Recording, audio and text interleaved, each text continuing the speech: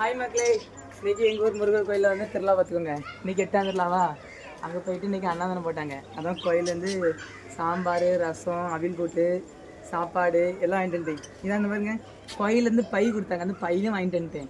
அங்கே நிறைய அக்கா மேட்டரோட பேசி எடுத்து சாப்பிட்டு என்ஜாய் பண்ணிட்டு இப்போ அப்பாவுக்கு சாப்பாடுலாம் வாங்கிட்டு வந்துருக்கேன். வாங்க எங்கள் அப்பாவுக்கு போய் கொடுப்போம்.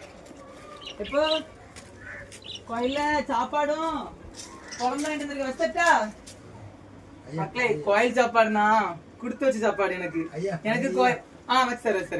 எனக்கு கோயிலனா எப்பமோ எங்க போனாலும் கோயில் சாப்பாடு கிடைச்சிரும். அதான் இன்னைக்கு இங்க வருங்க. இது ரசம், ஃபுல் ரசம் பாத்தீங்களா. எங்க செலிபிரிட்டி என்டர் வருங்க பூனை, எங்க போனாலும் வந்துடும்.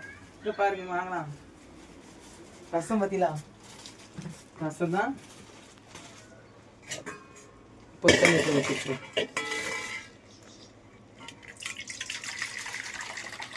மக்களே இங்கே பாருங்களா, மக்களே தப்பாக எதுவும் வச்சுக்காங்க. கவரில் வாங்கினேன்ட்டு நான் பாத்திரம் கொண்டு போகல, அதான் கவரில் வாங்கிட்டு வந்தேன். ஆனால் நீங்களும் இந்த மாதிரி வாங்கிடாதீங்க சரிங்களா. நான் அதெல்லாம் கவர் கிடச்சனால கவரில் வாங்கிட்டு வந்தேன்.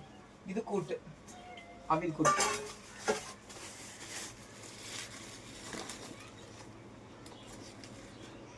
இதான் சாப்பாடு, பொடியரிசி சாப்பாடு பார்த்தீங்களா.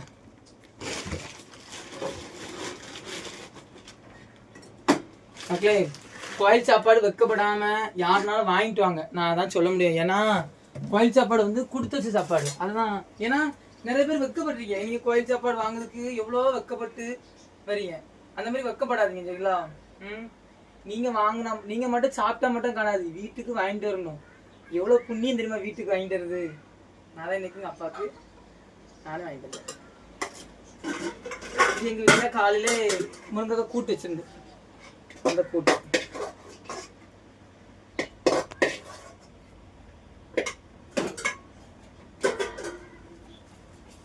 அட்வைஸ் பண்ணி கழுத்தாருக்கும் எங்க அப்பா நேத்து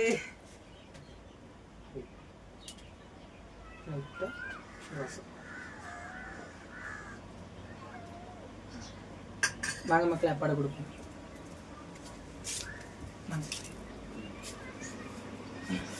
மக்களே இந்த மாதிரி அப்பாவுக்கு வாங்கி கொடுங்க, வெக்கப்படாதீங்க. ஏன்னா கோயில் சாப்பாடு கொடுத்து வச்ச சாப்பாடு.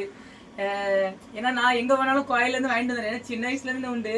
நிறைய பேர் சொல்றீங்க உங்க வீட்டு வீட்லயே நிறைய குப்பைலாம் இருக்கிறது, கொஞ்சம் கிளீன் பண்ணுங்கண்டு. இந்த சித்திரை பங்குனி இந்த 2 மாசம் வந்தாலே வெயில்னால அவ்வளவு குப்பை வந்துடும்.